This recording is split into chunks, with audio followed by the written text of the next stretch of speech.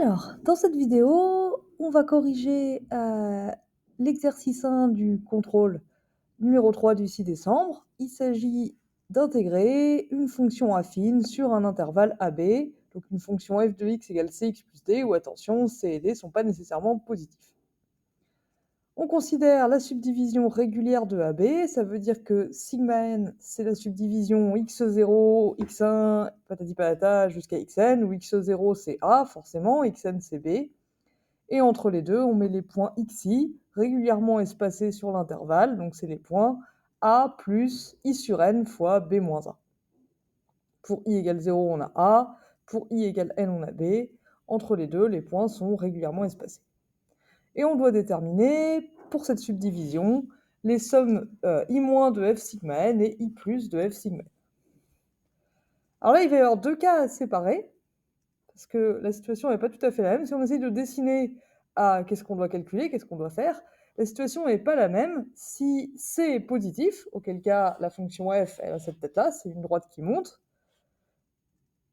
Donc ça, c'est le cas c supérieur ou égal à 0. Si on dessine la droite y égale f de x, c'est-à-dire y égale cx plus d, on aura quelque chose dans ce goût-là, avec des points, si ça c'est un intervalle de la subdivision, xi, xi plus 1, un sous-intervalle de AB de notre subdivision régulière.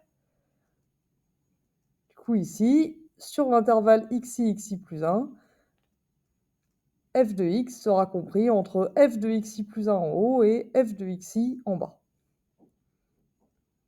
Donc la valeur inf de f sur cet intervalle, ce sera f de xi, et c'est ça qui va nous donner les i- de f sigma n.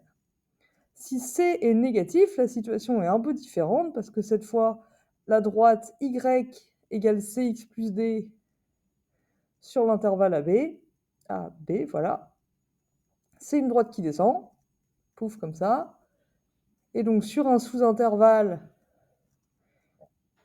de la subdivision, xi, xi plus 1, la situation va être en quelque sorte inversée par rapport à avant. Les valeurs de f de x vont toujours être comprises entre f de xi et f de xi plus 1, sauf que cette fois, c'est f de xi plus 1 le plus petit et f de xi le plus grand. Et i- de f sigma n, ça va être la somme de ces rectangles hachurés violets. Et i+, ça va être la somme des rectangles hachurés orange comme ça. Ok, donc ça, c'est ce qu'on doit calculer. Du coup, c'est pas le tout de faire un dessin. Il faut encore qu'on calcule. Donc, rappelons la définition, la vraie, pas celle avec des hachures. I- de f sigma n, c'est la somme des valeurs des inf de f de t pour t sur un sous-intervalle xi, xi plus 1, fois la largeur du sous-intervalle.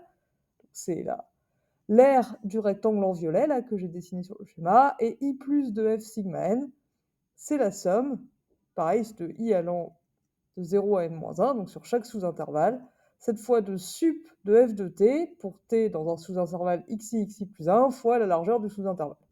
Et cette somme va nous donner la somme des aires hachurées orange sur mon dessin, là, juste au-dessus.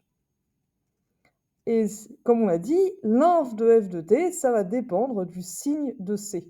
Si c est positif, l'inf de f de t n'aura pas la même formule que si c est négatif. Et pareil, évidemment, pour le sup de f de t, à nouveau, ça se voit sur le dessin. Et même si vous n'avez pas fait de dessin, ça se voit sur le fait que, selon le signe de c, f va être croissante ou décroissante. Par contre, xi plus 1 moins xi, c'est la largeur des sous-intervalles de la subdivision. Ça ne dépend pas vraiment de f, en fait. La subdivision, on l'a choisie indépendamment de f. Donc la largeur des sous-intervalles, c'est xi plus 1 moins xi, donc c'est a plus i plus 1 sur n fois b moins a, moins a plus i sur n fois b moins a. Les a se simplifient. Il nous reste i plus 1 sur n fois b moins a, moins i sur n fois b moins a. On peut mettre le b moins a sur n en facteur. Donc facteur de quoi? Facteur de i plus 1 moins i. Donc finalement, facteur de 1. Donc la largeur des sous-intervalles, là, c'est b moins a sur n. Donc dans la somme, ici, on aura ce terme. On aura l'inf de f et le sup de f, et on les multiplie par b moins a sur n. Alors du coup, maintenant, calculons tout ça. On commence par le cas où c est positif. Dans ce cas, f est croissante. Croissante continue. Et du coup, son inf sur l'intervalle ouvert xi plus 1, ça va être f de xi. Et f de xi, c'est qui? Bah, pardon. F de xi, c'est qui? C'est cxi plus d. C'est-à-dire, c'est c fois a plus i sur n fois b moins a, tout ça plus d. Hop là, fermez la parenthèse là, voilà. Et le sup de f de t sur l'intervalle xi plus 1, donc à nouveau, cette fois sur le dessin, c'est f de xi plus 1. Donc cette fois, ça va être c xi plus 1 sur plus d, qui nous fait c fois a plus i plus 1 sur n fois b moins a, fermez la parenthèse, tout ça plus d. Ok, donc avec cette information, commençons déjà par calculer i moins de f sigma n. Alors, i moins de f sigma n, du coup, d'après la formule qu'on a rappelée tout à l'heure, c'est du coup l'inf de f sur chaque sous-intervalle. Donc, d'après ce qu'on vient de dire, c'est c plus a, c fois a plus i sur n fois b moins a plus d, fois la largeur du sous-intervalle qu'on a calculé, qui fait b moins a sur n.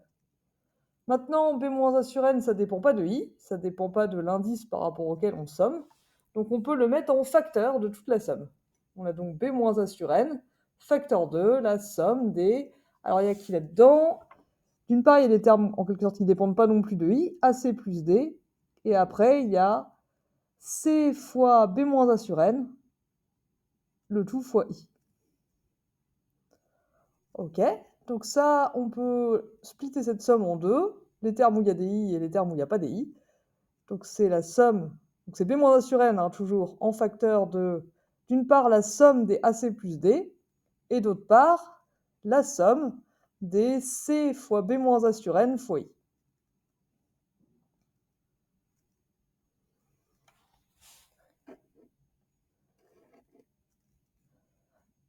Maintenant, dans mes sommes, je peux sortir les termes qui ne dépendent pas de i.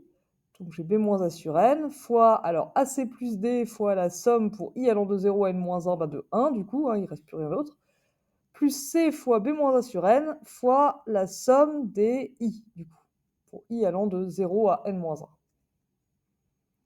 Alors maintenant, la somme des 1 pour i allant de 0 à n moins 1, c'est 1 plus 1 plus 1 plus 1, n fois, ça fait n. Et la somme pour i allant de 0 à n-1 des i, donc c'est 0 plus 1, c'est la somme des entiers jusqu'à n-1. Et la formule pour ça, c'est n-1 fois n sur 2. Enfin, n-1 fois n-1 plus 1 sur 2, donc n fois n-1 sur 2. Au total, du coup, on a n fois ac plus d, plus c fois b-a sur n fois n plus 1 sur 2, n-1 sur 2, pardon. Tout ça fois b-a sur n. Donc là, on peut déjà simplifier un n en haut et en bas ici. Ici, b-a sur n fois ac plus d, donc les n se simplifient. Toc, là, comme ça. b-a fois ac plus d, plus c sur b-a, c fois b-a au carré sur 2, fois, tac, avec simplification, fois n-1 sur n. Et bon, voilà, je pense que c'est déjà pas mal joli. On va noter ça i moins de f sigma n, et on n'a plus qu'à calculer i plus. Ce qu'on va faire dans une autre vidéo, sinon celle-là va faire plus de 10 minutes et ça va énerver YouTube.